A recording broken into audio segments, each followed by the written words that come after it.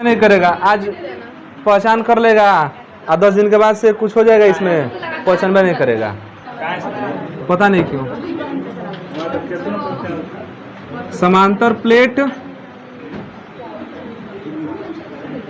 संधारित्र, समांतर प्लेट संधारित्र चालू हुआ है।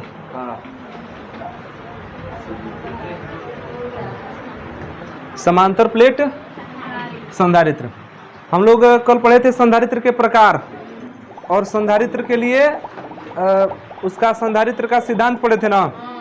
तो संधारित्र के प्रकार में कितने तरह का बताए थे? 5 तरह का बताया गया था। उस पांचों में केवल एक ही पढ़ना है, और वो कौन है? समांतर प्लेट संधारित्र।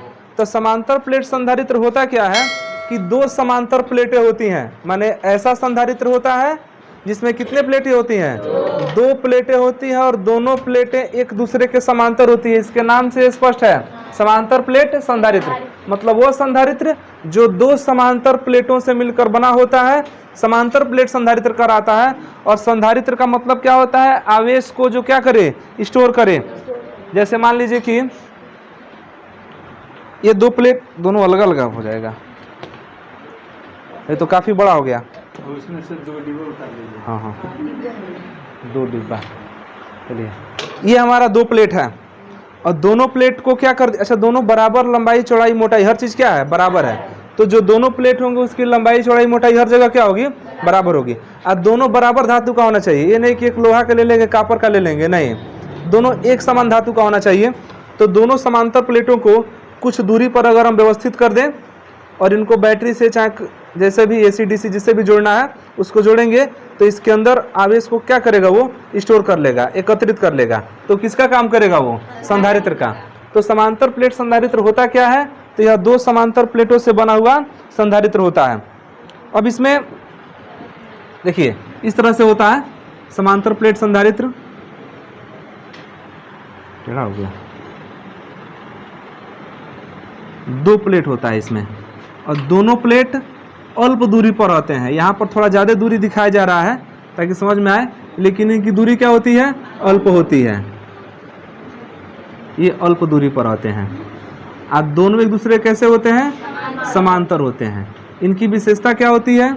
इनको आप जोड़ दीजिए, AC चाहे DC जिससे भी जोड़ना है, बैटरी से जोड़ेंगे। आखिर इनको आवेश देना है तो कहीं ना कहीं बैटरी से चाहे इसको बिजली से जोड़ना पड़ेगा ना। तो ये जो प्लेट है, ये प्लेट अब ये 3 डायमेंशन में नहीं है, 2 डायमेंशन में है। जैसे मान लीजिए कि अगर यही प्लेट है, ये अगर प्लेट है तो ऐसे देखने पर ना चौड़ा दिखाई दे रहा है, आप सीधा देखेंगे तो दिखाई देगा चौड़ा इतना। तो ये भी सीधा है, इस तरह का है, समझ रहे हैं? इस तरह का रहता तो कैसा दिखाई देता? चौड़ा दिखाई देता। तो सीधा है, लेकिन कैसा है? ये प्लेट है, इसमें कुछ ना कुछ क्षेत्रफल है। तो हम मान लेते हैं कि जो समांतर प्लेट हम लिए हैं संधारित्र के निर्माण के लिए, उनका क्षेत्रफल कितना है? A है। इनका क्षेत्रफल कितना है? A। दोनों का क्षेत्रफल A है, और इस पर हम आवेश दे रहे हैं।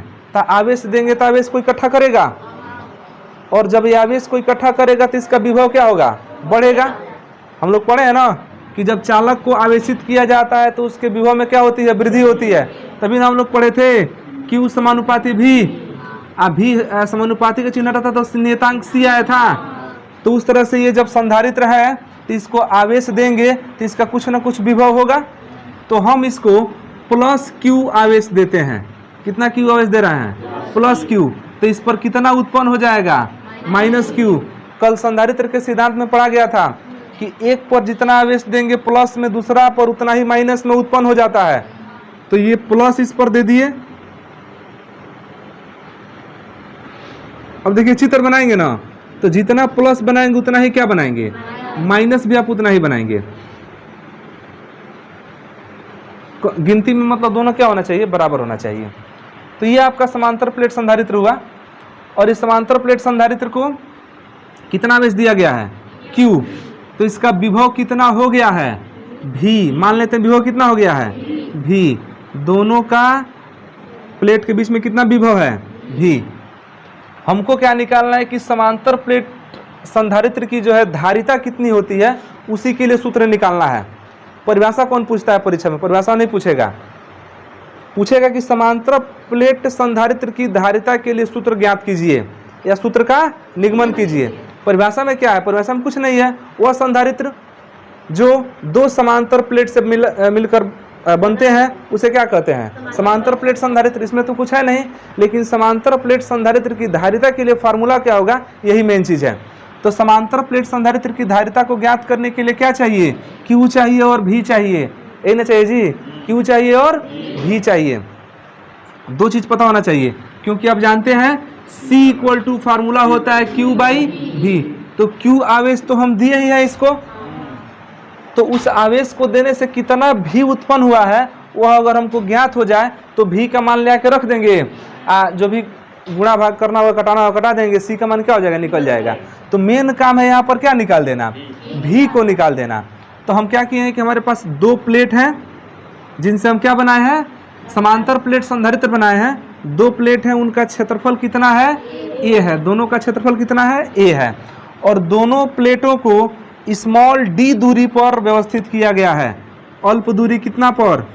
स्मॉल डी दूरी पर। अल्प दूरी स्मॉल डी पर इनको व्यवस्थित किया गया है।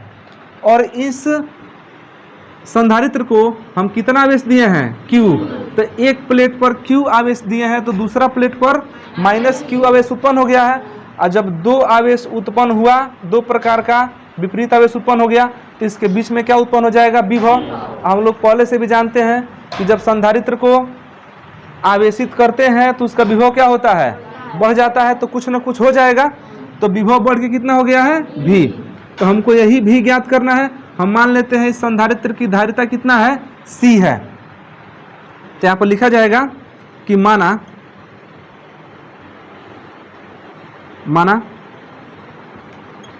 दो समांतर प्लेट, माना दो समांतर प्लेट जिनका क्षेत्रफल A है, जिनका क्षेत्रफल, दोनों में प्रत्येक का क्षेत्रफल क्या है? A है, जो एक दूसरे से स्मॉल d दूरी पर व्यवस्थित है और एक,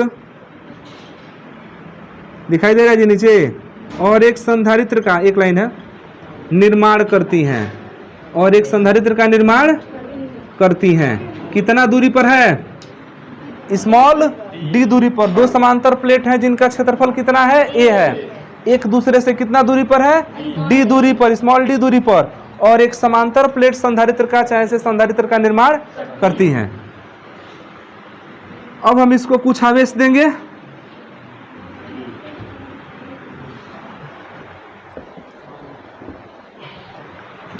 इसको हम आवेश दे देते हैं कितना?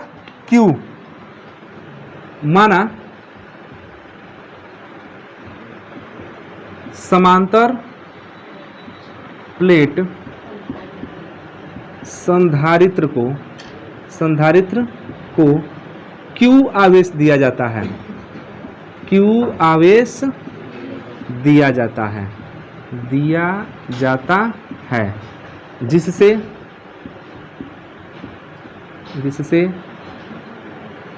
उस पर भी विभव उत्पन्न होता है। उत्पन्न होगा ना जी? भी विभव उत्पन्न होता है। यदि संधारित्र की धारिता, C हो तो C इक्वल टू फार्मूला क्या होता है? Q by V। तो हमको संधारित्र की धारिता C को ही ज्ञात करना है।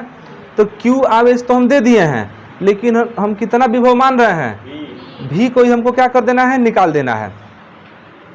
अब एक चीज समझिए, जब इस पर Q आवेश आ गया तो सभी लोग जानते हैं कि जब कहीं पर आवेश होता है तो वहाँ पर विद्युत क्षेत्र भी उत्पन्न होता है। किसी भी आवेश के चारों ओर क्या उत्पन्न होगा? वैद्युत क्षेत्र उत्पन्न होगा ना। तो ये दोनों प्लेट आवेशित हो गया है, तो यहाँ भी तो चारों ओर वैद्युत क्षेत्र उत्पन्न होगा। तो हमको बाहर से कोई मतलब नहीं है, हमको मतलब है अंदर वाले वैद्युत क्षेत्र से, मतलब कहाँ से है? अच्छा, इसमें वैद्युत क्षेत्र की दिशा क्या होती है? वैद्युत क्षेत्र की, अच्छा इसमें वैद्युत क्षेत्र की दिशा कैसी होगी? प्लस क्यू से माइनस क्यू के तरफ कि माइनस क्यू से प्लस क्यू के तरफ? प्लस क्यू से माइनस क्यू के तरफ होगा, क्योंकि प्लस वाले से वैद्युत बल रेखाएं बाहर निकलती हैं और क्यू वाले में अंदर प्रवेश करती हैं। तो ठीक है, प्रवेश करेगा तो ऐसे ही ना जाएगा उसमें भी। तो ये जो वैद्युत क्षेत्र की दिशा होगी वो प्लस क्यू से कहाँ होगी? माइनस क्यू के तरफ। तो मान लेते हैं कि ये प्लेट के बीच में कितना वैद्युत क्षेत्र उत्पन्न कर रहा है? ई। और प्लेट के बीच की दूरी कितना है? डी। अब विभव कितना माने हैं? भी। तो हम ई और भी में एक सूत्र पढ़े हैं, जहाँ पर विभव प्रवणता पढ़े थे वहाँ पर ई और भी में एक सूत्र पढ़े थे, याद है? E equal to minus D V by D R पढ़ा गया था और कहा गया था कि वैद्युत क्षेत्र वो जो होता है विभव प्रवणता के ऋणात्मक मान के बराबर होता है। याद आ रहा है थोड़ा बहुत?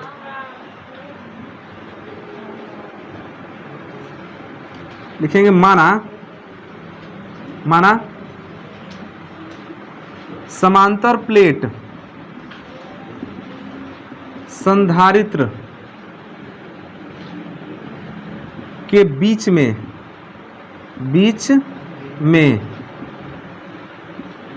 वैद्युत क्षेत्र कितना है? ई है। तो हम लोग पढ़े थे E equal to minus D V by D R. भी वहाँ का वोल्टेज था और डी आर दूरी था, तो यहाँ पर वोल्टेज भी है और दूरी कितना है? डी है। तो ये हो जाएगा इस तरह से ई इक्वल टू भी बाई, और माइनस तो केवल दिशा को न बता रहा था, दिशा को छोड़ दीजिए फिलहाल। अभी कैलकुलेशन में दिशा का कोई बहुत मतलब नहीं है, वो केवल माइनस क्या बताता है? दिशा। तो ई इक्वल टू भी बाई डी, इसमें कोई समस्या हो तो बताइए। ई इक्वल टू भी बाई डी, इसको समीकरण कितना बना देते हैं? दो नहीं बनाइए, यहाँ से हमको भी न ज्ञात करना है, तो भी को पहले निकाल लीजिए।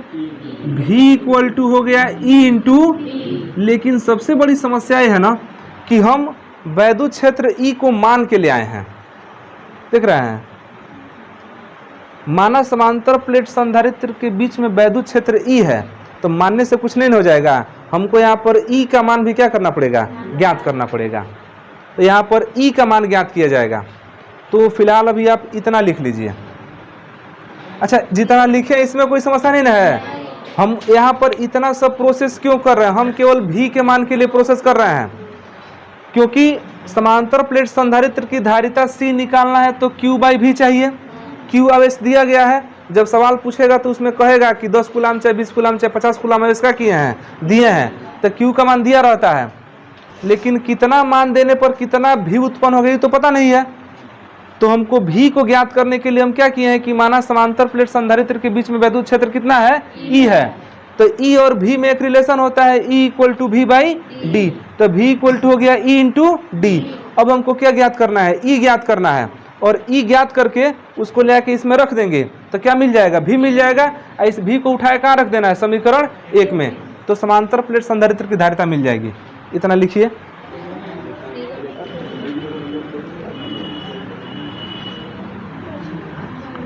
यहाँ पर देखिए, परंतु एक सूत्र होता है प्लेटों के बीच वैद्युत क्षेत्र का। प्लेटों के बीच वैद्युत क्षेत्र का सूत्र होता है E इक्वल टू सिग्मा बटे अपसाइलन नॉट। सिग्मा बटे अपसाइलन नॉट, ये सूत्र को याद रखना है, आने वाले समय में इसको डिराइव किया जाएगा। अभी फिलहाल के लिए याद रखिए E इक्वल टू क्या होता है? सिग्मा बटे। हम लोग किसी स्पेशल एक आवेश के कारण वैद्युत क्षेत्र निकाले हैं, 1/4 पाई एप्सिलॉन नॉट Q बटा R स्क्वायर, इस तरह से था ना। लेकिन ये जो है ये पूरे प्लेट के कारण अंदर का वैद्युत क्षेत्र है, E इक्वल टू सिग्मा बटे एप्सिलॉन नॉट। तो एप्सिलॉन नॉट तो समझ में आ रहा है कि कांस्टेंट है। सिग्मा क्या है इसको समझिए। सिग्मा जो है आवेश घनत्व है। सिग्मा क्या है? आवेश घनत्व। यहाँ पर लिख देंगे कि जहाँ सिग्मा आवेश घनत्व है, जहाँ सिग्मा क्या है? आवेश घनत्व। अब ये आवेश घनत्व क्या होता है इसको समझिए। आवेश घनत्व का मतलब होता है कि इस टोटल ए क्षेत्रफल में क्यू आवेश है। टोटल ए क्षेत्रफल में कितना आवेश है? तो एकांक क्षेत्रफल में कितना आवेश होगा? क्यू बाई ए। कुल आवेश कितना है? कितना क्षेत्रफल पर? तो एकांक क्षेत्रफल का निकालना होता है तो ए से भाग कर देंगे ना। तो जहां सिग्मा इक्वल टू होता है क्यू बाई ए, मतलब कि आवेश घनत्व, मतलब कि एकांक क्षेत्रफल पर आवेश, एकांक क्षेत्रफल पर आवेश, यही क्या कहलाता है? आवेश घनत्व। तो इस हिसाब से ई कितना हो जाएगा? सिग्मा के बदले में क्यू बाई ए बटा एप्सिलॉन नॉट, तब तो ये नीचे ना आ जाएगा। तो ई इक्वल टू हो जाएगा Q by A epsilon nought होगा, Q by A epsilon nought. इसको आप समीकरण बना दीजिए 3, और इसी 3 से अब हमको ई का मान निकल चुका है, क्योंकि Q by A epsilon not. अब जिस समांतर प्लेट संधारित्र की धारिता निकालना है, अगर उसके बीच में वैद्युत क्षेत्र ज्ञात करना है तो कितना आवेश दिए हैं ये पता है, और कितना एरिया का प्लेट लगाए हैं ये पता है, और कांस्टेंट ई एप्सिलॉन नॉट का मान पहले से पता ही है, 8.85 करके होता है इस तरह से। तो हम कितना आवेश दिए हैं मीटर से नाप सकते हैं उसको। कौन? फीता वाला मीटर नहीं, आवेश को मापने के लिए जो मीटर होता है ना उसे नापेंगे। और ए क्या है? इस प्लेट का क्षेत्रफल, दोनों चीज ज्ञात है ना, तो ई निकाल सकते हैं। अब इस ई का मान का रख दीजिए समीकरण 2 में। तो समीकरण 2 में रखेंगे, समीकरण 2 से तो v इक्वल टू कितना हो जाएगा? ई के बदले में देखिए q बटा A epsilon nought into D, ए न हुआ, मतलब हम कह सकते हैं कि v equal to Q into D कर दें, q इंटू डी बटा ए एप्सिलॉन नॉट। ये समीकरण बना दीजिए 4। ये आया v का मान, v आराम से निकाल सकते हैं। q दिया गया आवेश है, ए प्लेट का क्षेत्रफल है, डी उनके बीच की दूरी है। तो जब बनाएंगे तो सब तो पता चलिए जाएगा कि क्षेत्रफल कितना है, दूरी कितना है। आवेश देंगे तो आवेश भी पता चल जाएगा कितना आवेश दिए हैं। तो ये निकल गया v। अब जब v निकल गया तो अब इसकी धारिता निकाला जाए, तो लिखेंगे अतः संधारित्र की धारिता। संधारित्र कैसा है? समांतर प्लेट संधारित्र है। संधारित्र की धारिता C equal to Q by, तो C इक्वल टू पर Q है, और नीचे V के बदले में Q इंटू डी बटा ए एप्सिलॉन नॉट। तो ए एप्सिलॉन नॉट चल जाएगा ऊपर, तो Q into A epsilon not, ये क्या निकल रहा है? C निकल रहा है, Q इंटू ए एप्सिलॉन नॉट बटा Q इंटू डी। तो Q से Q कट गया, कितना आ गया? Q का C का फार्मूला आ गया ए epsilon not, A epsilon not बटे डी। यही हम लोगों का समांतर प्लेट संधारित्र के लिए क्या हो गया? धारिता। अब हमको कितना आवेश दिए हैं कोई मतलब नहीं है, जितना भी आवेश देंगे हम धारिता को निकाल सकते हैं। बस क्या चाहिए? उसका क्षेत्रफल चाहिए, और कितना दूरी पर प्लेट को व्यवस्थित किया यह चाहिए। बाकी तो हम Q भी तो मान के ही न ले आए हैं, Q माने थे, E माने थे, V माने थे, सब तो माने ही थे। और जो अब निकल के आया है इसमें मानना नहीं है। क्षेत्रफल आराम से निकाल सकते हैं, प्लेट का क्षेत्रफल लंबाई गुणे चौड़ाई, और डी उनके बीच की क्या है? तो केवल क्षेत्रफल और दूरी पता रहेगा तो हम क्या निकाल सकते हैं? उसकी धारिता को निकाल सकते हैं। अब इसको देख के लिखिए,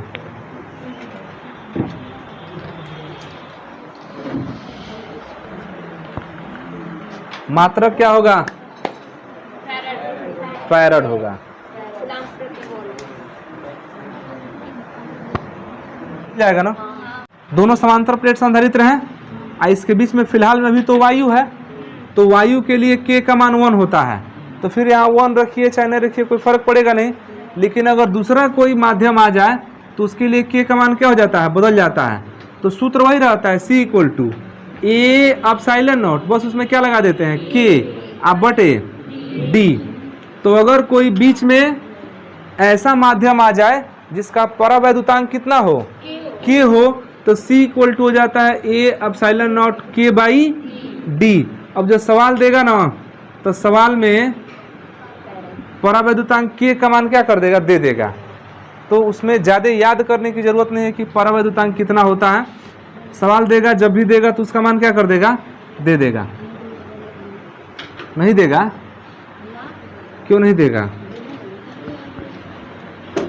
जो पेपरवा छापता होगा ना, बनाते होंगे, उन्हीं से पूछेगा कि बताइए 20 को परावैद्युतांक का मान बता दीजिए, वो खुद नहीं बता पाएंगे।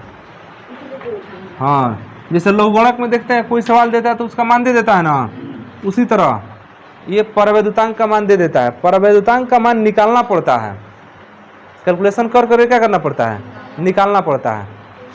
इसको लिख दिया ना। अब अगला हेडिंग लिखिए, समांतर प्लेट संधारित्र। समान अभी बोले हैं ना, तो हेडिंग नहीं बोले हैं ना। समांतर प्लेट संधारित्र की धारिता, ये कब धारिता निकालना है, जब उनके प्लेटों के बीच कोई परावैद्युतांक उपस्थित हो। जब प्लेटों के बीच क्या उपस्थित हो, परावैद्युत पदार्थ, परावैद्युत पदार्थ उपस्थित हो। मतलब अब तक कोई परावैद्युत पदार्थ उपस्थित नहीं था। जो ए एप्सिलॉन नॉट बाई डी निकाले हैं ना, उसमें बीच में क्या था, हवा था। अब कोई परावैद्युत पदार्थ जैसे मोमबत्ती हो जाए या बर्फ का टुकड़ा रख दे, रेत रख दे या कोई अन्य पदार्थ रख दे, तो वो आपका किस में आ जाएगा, परावैद्युत पदार्थ में आ जाएगा। तो हमको समांतर प्लेट संधारित्र की धारिता तब ज्ञात करनी है जब उसके बीच में क्या रखा जाए, परावैद्युत पदार्थ रख दिया जाए।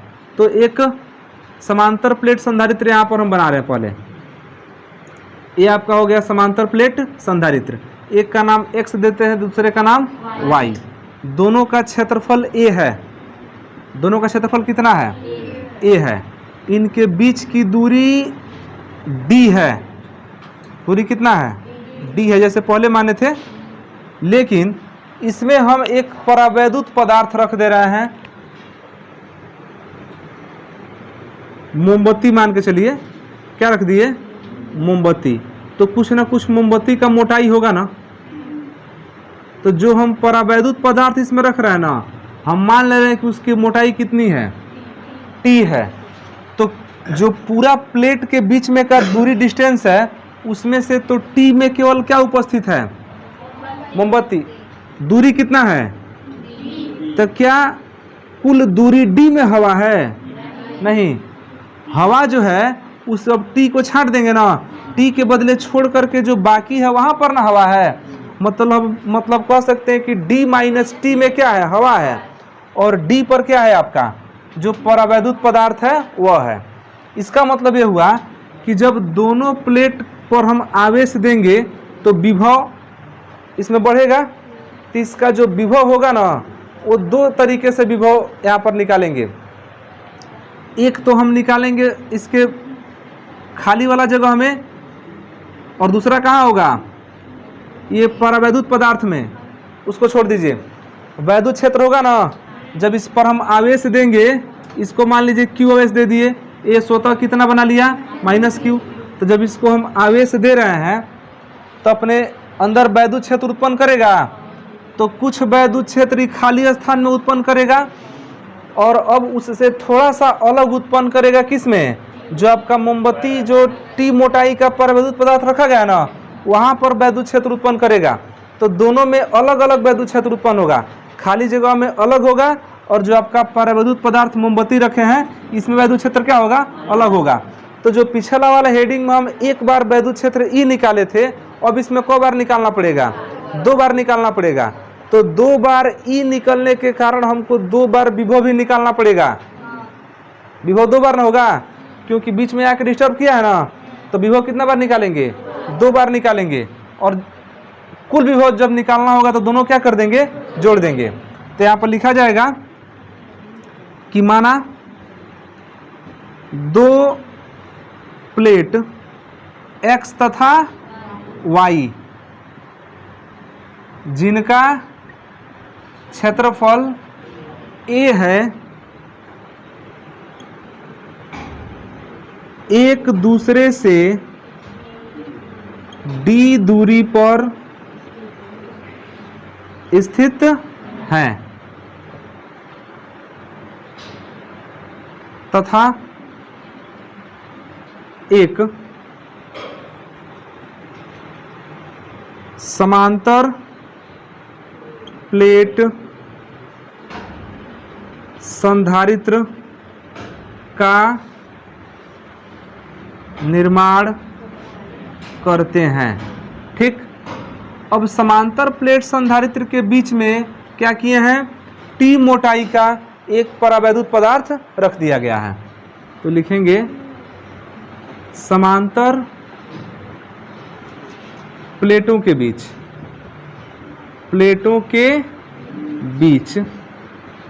स्मॉल टी मोटाई का एक परावैद्युत पदार्थ स्थित है। एक परावैद्युत पदार्थ स्थित है। तो हम वैद्युत क्षेत्र की तीव्रता निकालें, क्योंकि ई निकालेंगे तभी भी निकलेगा। तो लिखेंगे तो परावैद्युत पदार्थ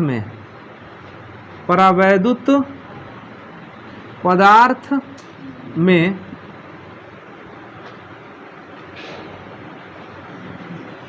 इसको कितना आवेश दिया जाएगा, क्यू आवेश। लिखेंगे प्लेटों को क्यू आवेश दिया जाता है, क्यू आवेश दिया जाता है। अतः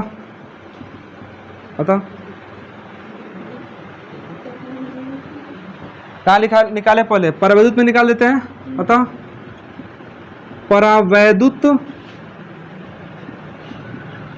पदार्थ में क्या, वैद्युत क्षेत्र। तब वैद्युत क्षेत्र को ई से दिखाते हैं। आज चूंकि हम इसमें परावैद्युत पदार्थ डाले हैं तो उसको हम के लिख देते हैं, ई के हो जाएगा, ए ना होगा। प्लेटों के बीच में टी मोटाई का परावैद्युत पदार्थ स्थित है ना, जिसका परावैद्युतांक कितना मान ले, के है, जिसका परावैद्युतांक कितना है, के है। वही के हम यहाँ पर माने हैं, कुछ ना कुछ परावैद्युतांक होगा ना। तो प्लेटों के बीच में देखिए हम लोग वैद्युत क्षेत्र ई के लिए सूत्र निकाले थे, सिग्मा बटा एप्सिलॉन नॉट निकाला गया था। लेकिन चूंकि यहाँ पर परावैद्युतांक के है, इसलिए यहाँ पर क्या लग जाएगा, के। तो ये ई के हो गया। इसको समीकरण 1 बनाइए। और जो खाली स्थान है, खाली स्थान में वैद्युत क्षेत्र तथा शेष स्थान कौन है, यह वाला है, शेष स्थान में वैद्युत क्षेत्र, उसको क्या मान लें, केवल ई मान लेते हैं। तो ई इक्वल टू सिग्मा बटे एप्सिलॉन नॉट केवल होगा, ये ना होगा, सिग्मा बटे एप्सिलॉन नॉट। अब निकालेंगे भी, तो भी हम एक बार इस परावैद्युत वाले एरिया में निकाल लेंगे और एक बार कहाँ निकालेंगे, शेष वाले एरिया में। अब फिर दोनों क्या कर देंगे, तो जब परावैद्युत वाले एरिया में भी निकालेंगे तो उस समय वैद्युत क्षेत्र में इसका प्रयोग करेंगे, और जब खाली वाला एरिया में निकालेंगे भी, तब क्या निकालेंगे, तब इस ई का प्रयोग करेंगे। तो इतना लिखिए, कुछ लिखना नहीं है। देखिए तो हमको भी निकालना है ना, इसके बीच में का, बीच में वैद्युत क्षेत्र निकाल दिए हैं। देखिए जो आपका परावैद्युत वाला एरिया है, इसका वैद्युत क्षेत्र यह है, और जो खाली एरिया है उसका वैद्युत क्षेत्र यह है।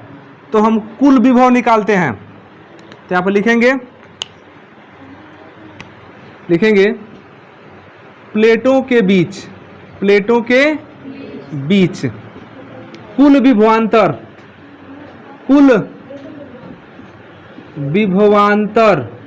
विभवांतर भी बराबर। तो भी दो तरीके से निकलेगा। एक भी कहाँ निकलेगा, परावैद्युत वाले टी वाले एरिया में, और और भी कहाँ निकलेगा, बीच वाले एरिया में, तब ना होगा कुल। तो इसके लिए देखिए भी का फार्मूला भी हम क्या पढ़े थे, E इंटू। तो अगर परावैद्युत वाले में हमको भी निकालना है तो E भी परावैद्युत वाले में का होना चाहिए और D कहाँ का होना चाहिए, परावैद्युत का। तो परावैद्युत के लिए D क्या है, वो तो T है, समझ रहा है। परावैद्युत वाला एरिया कितना दूर तक है, T तक है, तो D के बदले में क्या हो जाएगा, T। तो ये हो जाएगा EK इंटू T, यह वाला हो गया। और दूसरा चीज जो शेष एरिया है उसका भी तो कुछ विभव होगा, तो उसमें आपका जो E है वो तो E है, ठीक है। और D तो पूरा D नहीं है, D माइनस T है। जो शेष एरिया बच रहा है वो कितना है, D माइनस T। तो ये हो जाएगा D माइनस T। अब इनका मान रख दीजिए, EK का मान कितना है, सिग्मा बटे एप्सिलॉन नॉट के into T plus E sigma बटे epsilon nought D minus T। इतना सही है। अब इसमें जब भी निकल जाएगा तो हम लोग C निकालेंगे।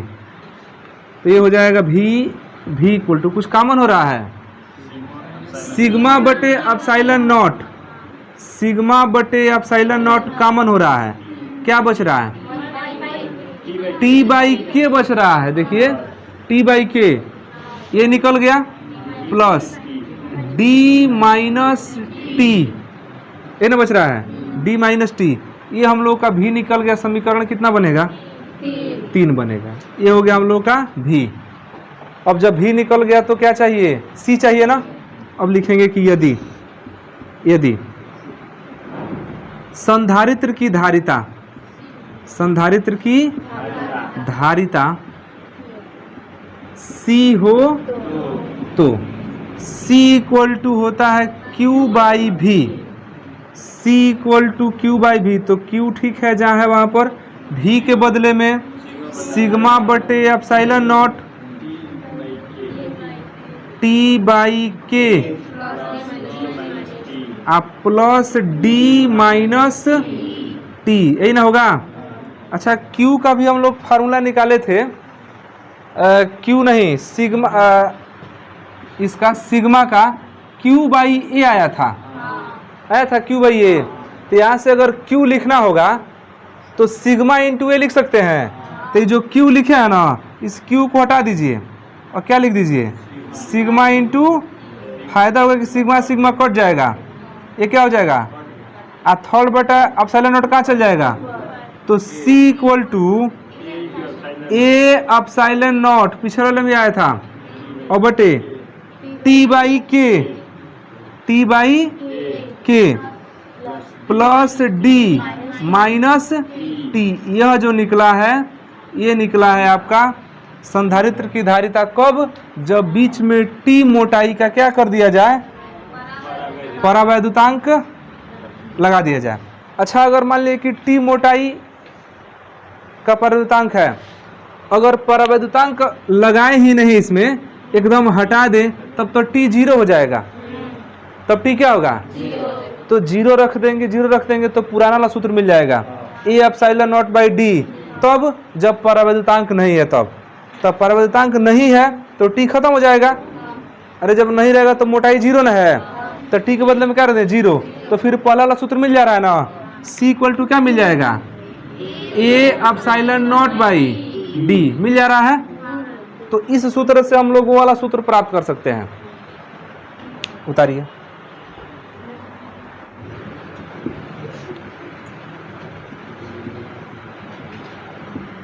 तो उतनी स्थितियां बनेगी। जैसे मान लीजिए कि जो आपका बीच में परावैद्युतांक है ना, अच्छा एक तो बुक में जो ये सूत्र को बनाया है ना, वो कुछ इस तरह से बनाया है।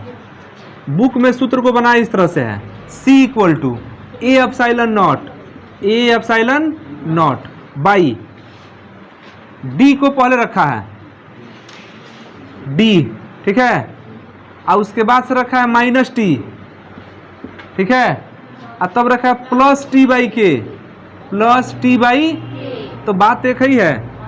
इसको एक लाइन और बढ़ा दिया है, ए एप्सिलॉन नॉट बटे डी माइनस, इसमें से टी कॉमन कर दिया है और टी कॉमन किया है, वो भी माइनस के साथ कॉमन किया है, तो टी कॉमन होगा तो 1 होगा और ये प्लस हो जाएगा माइनस 1/। तो ये मतलब सूत्र किताब में दिया हुआ है, हम यहीं पर छोड़ दिए हैं, तो दोनों सूत्र तो एक ही है। तो ये C इक्वल टू लास्ट में हम लोग का ये मिलता है। अब इसमें जो कंडीशन बनते हैं वो देखिए क्या क्या कंडीशन बनता है। कंडीशन पूछ देता है कभी कभी 1 नंबर में। कंडीशन में देखिए क्या होगा, अगर हम मान लें कि जो आपका परावैद्युतांक है, माने जो परावैद्युत पदार्थ है उसको पूरा भर दे प्लेट में, प्लेट के बीच में पूरा एकदम भर दिया जाए, तो उस कंडीशन में तो T बढ़ते बढ़ते D के बराबर हो जाएगा, नहीं हो जाएगा? T बढ़ते बढ़ते किसके बराबर हो जाएगा? D के बराबर। तो यदि परावैद्युत पदार्थ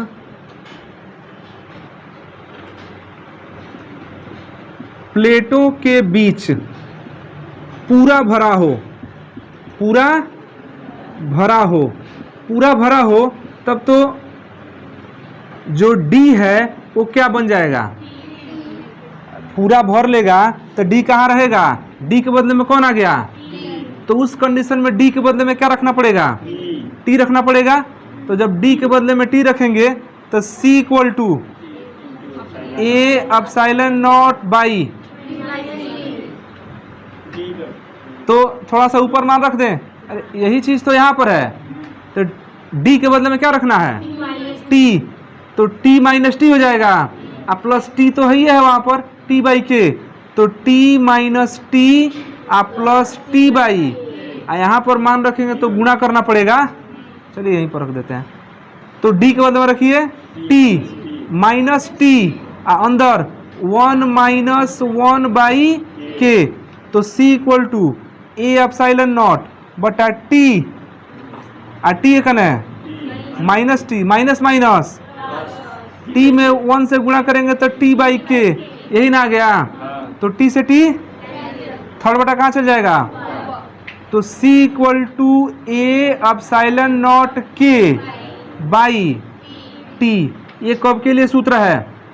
जब प्लेटों के बीच में जो देखिए, जो प्लेटों के बीच में जगह है ना, वो पूरा का पूरा परावैद्युत पदार्थ से क्या कर दिया? भर गया है।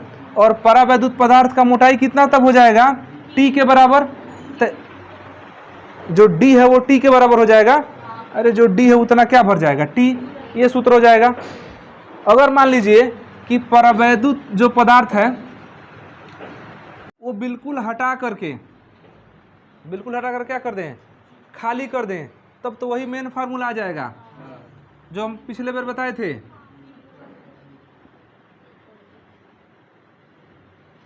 यदि परावैद्युत पदार्थ हटा दिया तब तो T 0 हो गया, तब T क्या हो जाएगा? तो T जब 0 होगा तो T के मान 0 रखेंगे तो ये पूरा ना इधर 0 हो जाएगा, तो C equal to A epsilon not by केवल D बचेगा, T 0 पूरा 0। जब T रहबे नहीं करेगा परावैद्युतांक तो T ऐसे ही क्या हो गया? 0। तो ये फार्मूला तुम लोग पहले ही निकाल चुके हैं। अब यदि मान लीजिए कि इस परावैद्युत पदार्थ के बदले में हम धातु का कोई चालक पदार्थ रख दें, कोई धातु रख दें, तो धातु के लिए जो K का मान होता है ना वो अनंत होता है, क्योंकि धातु परावैद्युत पदार्थ नहीं है। रिमार्क, यदि प्लेटों के बीच में, ध्यान देना, प्लेटों के बीच में कोई धातु स्थित हो, कोई धातु, ऐसा क्वेश्चन में कंडीशन बना सकता है, धातु स्थित हो, तो धातु के लिए जो K का मान होता है कितना होता है? इनफाइनाइट होता है। धातु परावैद्युत थोड़ी होता है, धातु में तो विद्युत धारा प्रवाहित होता है, तो वो अनंत, उसकी परावैद्युतांक उसका क्या होता है? अनंत।